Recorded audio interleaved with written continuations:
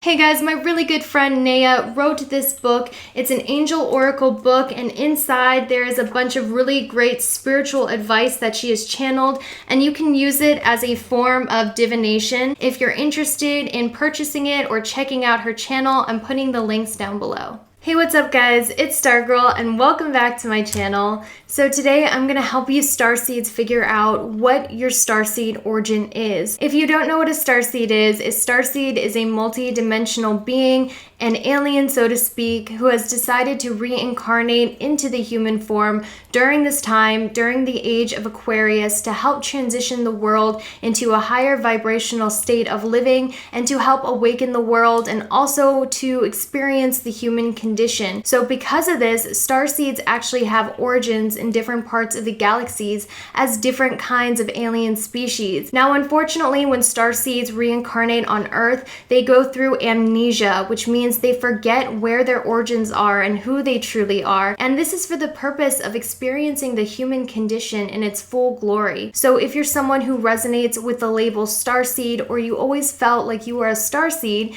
today I'm going to help you figure out what kind of alien being you really are and where it is you are really from. For those of you who are wondering if you're even a starseed, if you even clicked on this video, it is very likely you're a starseed, because generally you're not going to feel called to click on a video that does not pertain to you, and I firmly do believe that nothing in the universe is a coincidence. So stay tuned to find out where it is you came from and what kind of alien race you were in your past life. Now, there are a bunch of different types of starseeds, but I'm only going to go over the most common type of starseed origin. I'm going to show you guys a bunch of pictures. I'm going to list off the characteristics and traits of each different starseed, and while you're listening, be sure to listen with your intuition to figure out which kind calls to you the most.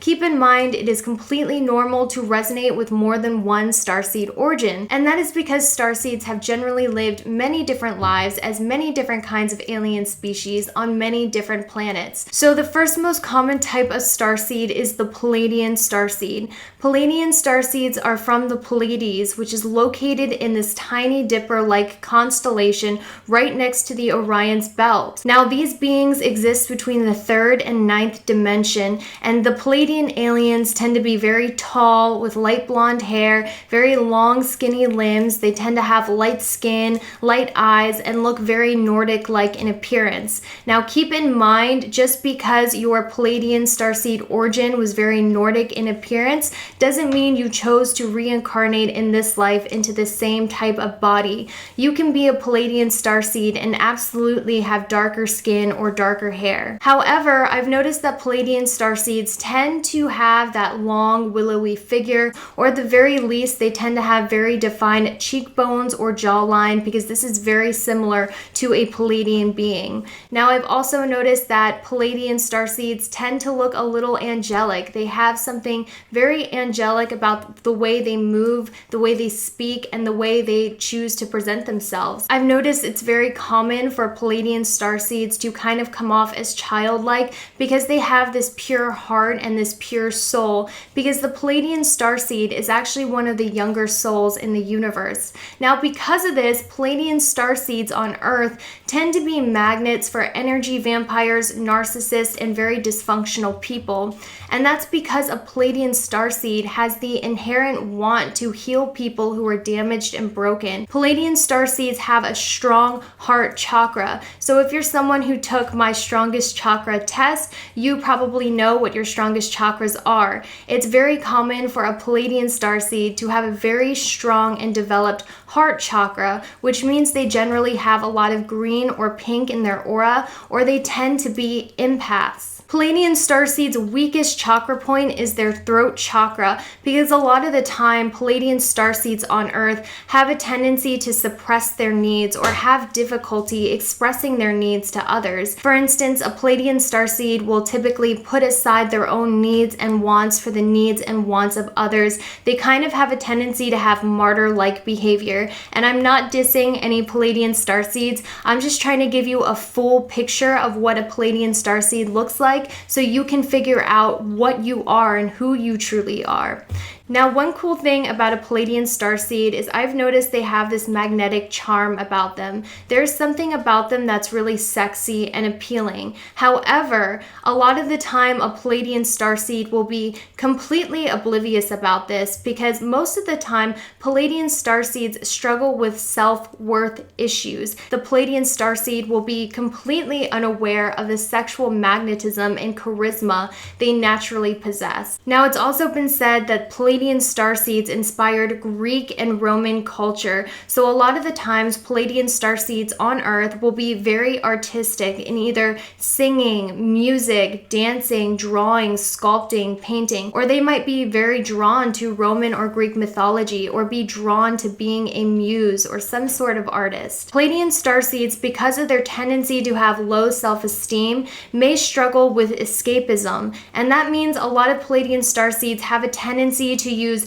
drugs, drinking, video games, books, or anything like that to escape from everyday reality. Now, you have to keep in mind that Pleiadian starseeds are very dreamy. They're very idealistic. Now, because of this, Pleiadian starseeds have a tendency to avoid conflict or anger or fights completely. They don't know how to handle bad emotions and will typically run away from any situation that becomes too heated or too confrontational.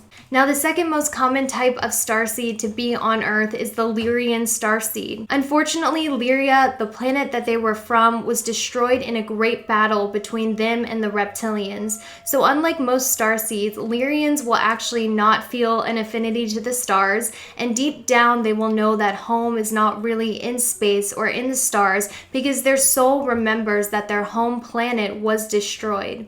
Because of this, Lyrians will actually have a harder time finding their galactic origins, because after the war, a lot of Lyrians left their home planet to live in other parts of the galaxies among other alien species. Now, the people of Lyrian were mainly lion people, but they were also bird people, and they also did have humanoid-like appearances. So if you look in the mirror and you see that your face has a lot of cat-like features or bird-like features, you may be originally from Lyria. Now, unlike the Pleiadians, Lyrians do not use drugs or drink because they want to escape reality. A lot of the times a Lyrian starseed will just overindulge in food, drugs, or alcohol because they fully enjoy the 3D human experience. And that is because Lyrians are some of the oldest souls in the galaxy, so they have mastered the 3D plane. Lyrians are also people who are very bold about the way they look, and they're very bold about their sexuality. So like I was saying before, Pleiadians have this sexual charisma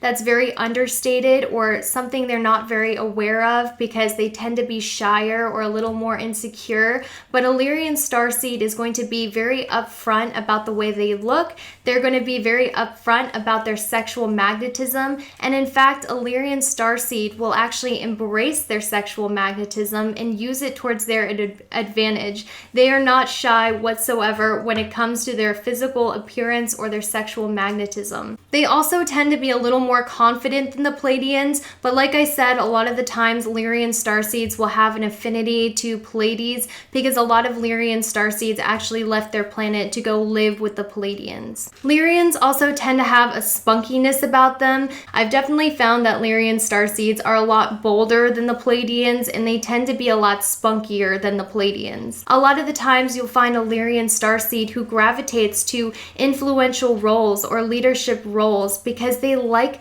to be influencers, they like to be leaders, and a lot of the times a Lyrian starseed will be able to spot a trend before it becomes popular because Lyrian starseeds are pioneers, they are trendsetters. They also are people who have a Christ-like or savior complex. Now, because of this, a Lyrian starseed will generally feel like the weight of the world is on their shoulders. They'll feel like it's their responsibility to save everyone because, like I said, Lyrians have a little bit of a savior complex, so they need to learn in this life that they cannot save everybody. They also have a tendency in their human body to be very clumsy or uncoordinated, and that is because in their past life they were cat people, so they were very coordinated. They always landed on their feet. So in the human body, you'll typically find a Lyrian starseed knocking things over or tripping over themselves and getting very frustrated with their clumsy human body. Now, one thing I noticed is if you're a Lyrian starseed, one of the ways the universe tries to remind you about where you come from is by showing you pictures of lions or birds.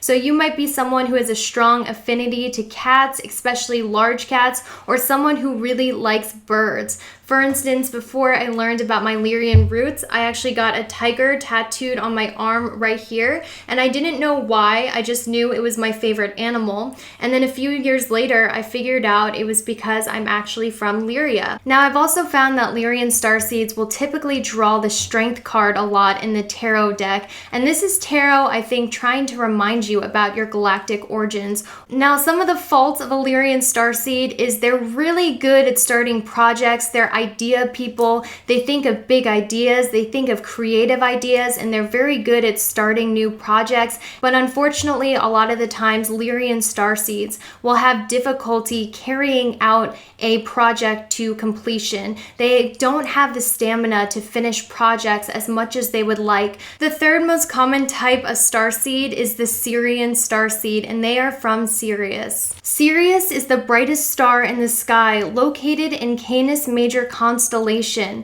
The planet is mainly made of water, so on this planet there were a lot of mermaids, dolphins, and whales, and because of that, Sirian starseeds might have a natural affinity to the ocean or to live by the water, or they might be people who always knew deep down that mermaids actually truly existed. On their planet, their appearance was very diverse, but it mainly consists of lion people, bird people, griffins, mermaid, aquatic beings, and humanoid-like beings. It's been said that Sirian aliens actually came to ancient Egypt as god-men and god-women and helped build the pyramids. So if you're Sirian starseed, you might be someone who has a natural affinity to Egypt, or you might feel called or drawn to visit Egypt, or you might be someone who believes you led a past life in Egypt. Sirian starseeds are also people who really identify with witches, wizards, or they might be someone who practice a lot of witchcraft or manifestation rituals such as new moon rituals, or using crystals to manifest, or using herbs to manifest. Because on their planet, the Sirians actually taught metaphysics to the rest of the galaxy. They taught people how to use the energies to manifest. So you might be someone who is really drawn to magic, witches, or wizards. Now, unlike the Lyrians, Sirians are actually people who do not take pleasure in the 3D world.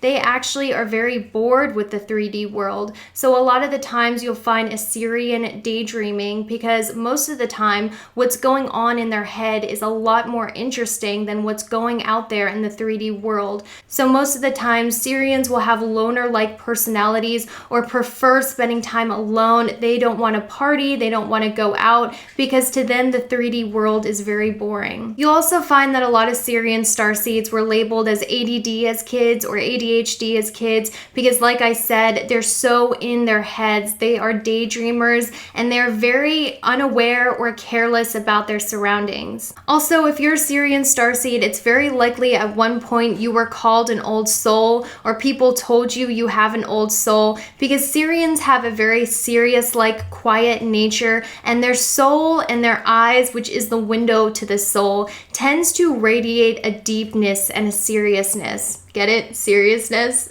Now, one thing a Sirian starseed has to work on in this life is learning how to forgive others, because Sirian starseeds have such high expectations for others, because Sirian starseeds have such high morals and such high integrity, and a lot of the time they're let down by the people around them because most people do not share their high morals and their high integrity. But because of this, Sirian starseeds make excellent friends, excellent confidants, because they are trustworthy above all else.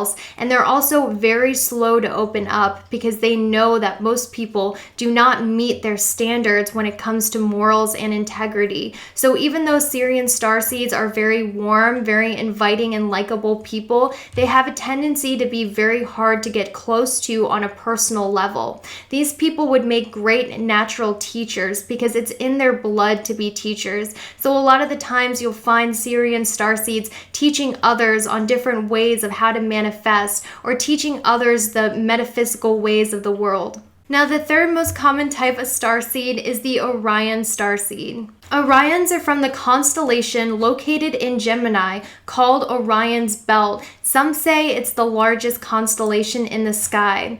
Their appearances are varied, but they mainly consisted of humanoid beings, reptilians, and gray aliens. Now, unfortunately, on Orion, there was a great war between the light and the dark, ego and spirituality. So a lot of the times, Orion starseeds have incarnated on Earth in the human form to work out this karma. So because of that, a lot of the times, Orion starseeds will have a darkness about them. They'll have some sort of mysterious or dark nature. So unlike most people who are very spiritual, they won't be like sunshine, rainbows, happiness, and positivity, and all of that stuff. A lot of the times an Orion starseed will have a very dark and mysterious Scorpio-like energy to them. They might be drawn to wearing black. They might have a deeper, darker side. And that's because Orion starseeds in this life must learn how to balance their light and dark side. They must learn how to balance their ego and spirituality. Now, Orion starseeds also generally have very strong personalities.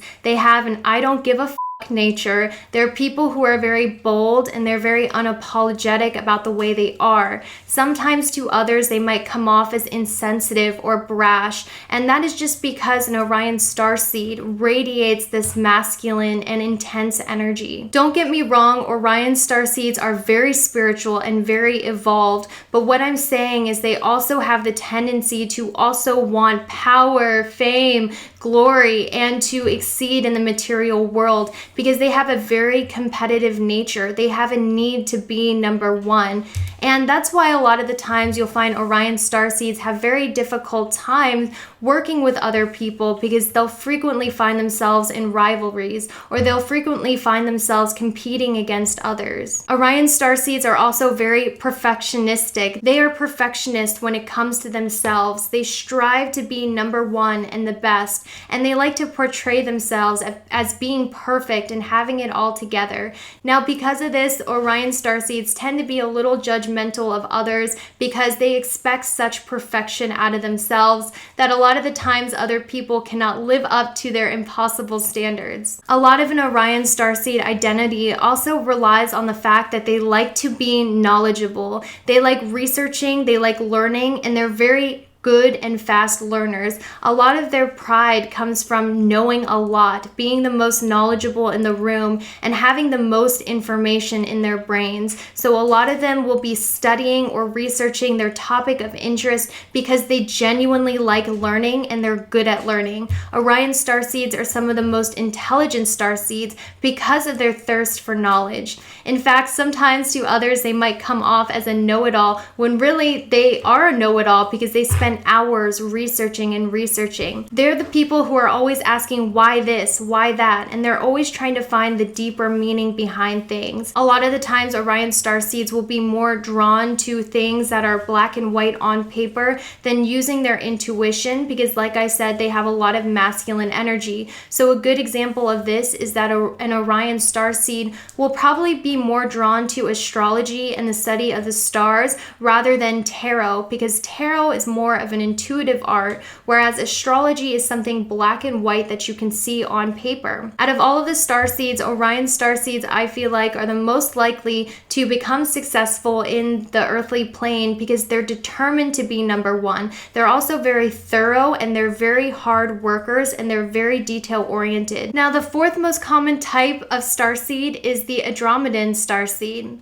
They're from the constellation of Andromeda, millions of light years away, and exist between the 3rd to 12th dimensions. Their appearance is unknown, but a lot say that their bodies are not made of flesh, even though they're humanoid-like in shape, but instead their bodies are made of bright light because they vibrate at such a high level. Some say Andromedans are actually archangels and angels because they resemble so strongly what we perceive to be angels. A lot of people say that Andromedans in the past worked with the Sumerians and they actually portrayed them in their artwork as winged beasts. So if you're an Andromedan starseed, you might have an affinity to angels or archangels, or you might feel very closely to your angels, or you might believe that your spirit guides are angels. Now, Andromedan starseeds are the free spirit type. They want to live on the road. They're nomads. They don't like living in one place for too long. In fact, a dream life for an Andromedan starseed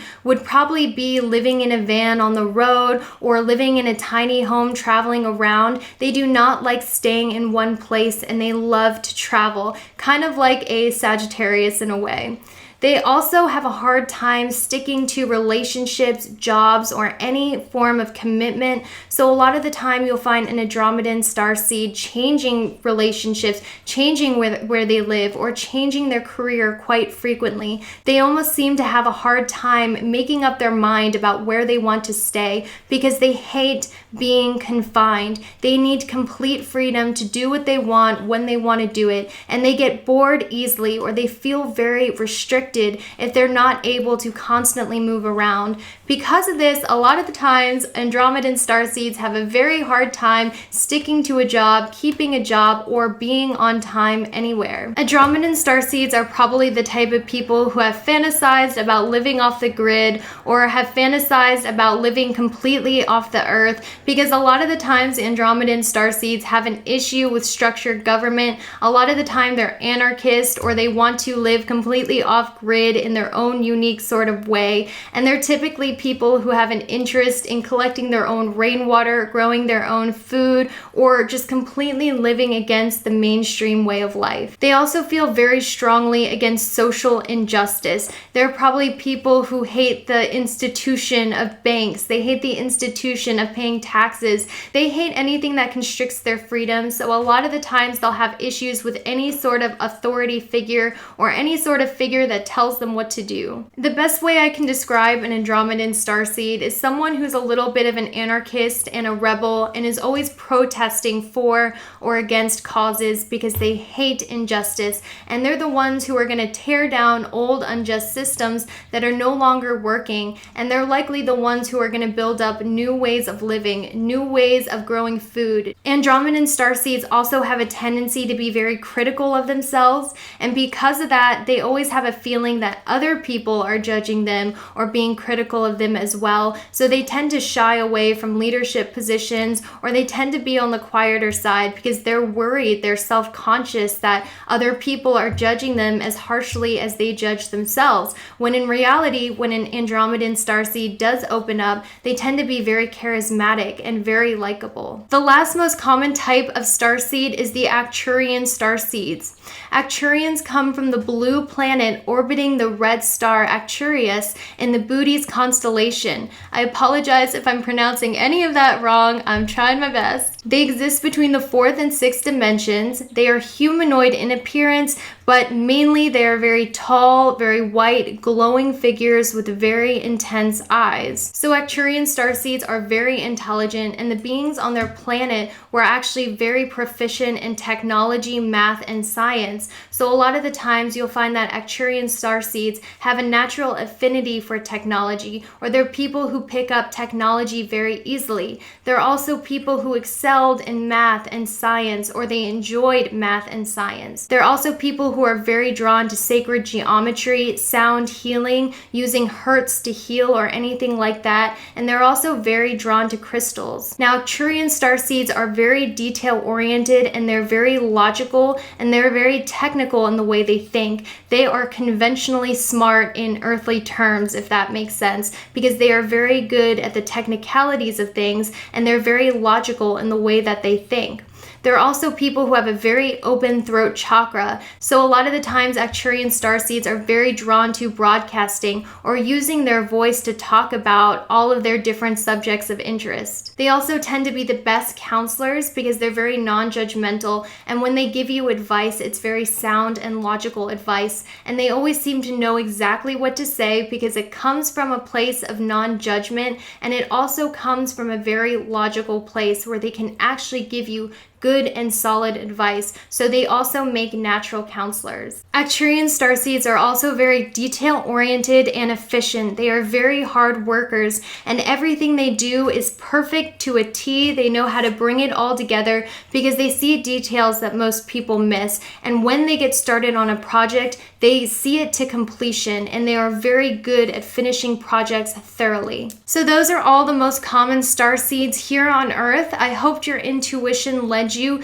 to which one was your galactic origin, and now that you figured out what your galactic origin is and what kind of starseed you are, you can do more research on it to figure out who it is you really are and where it is you truly came from. Thank you guys so much for watching. I hope you enjoyed this video. I hope this was a good introductory video. And as usual, guys, I will see you all later. Bye.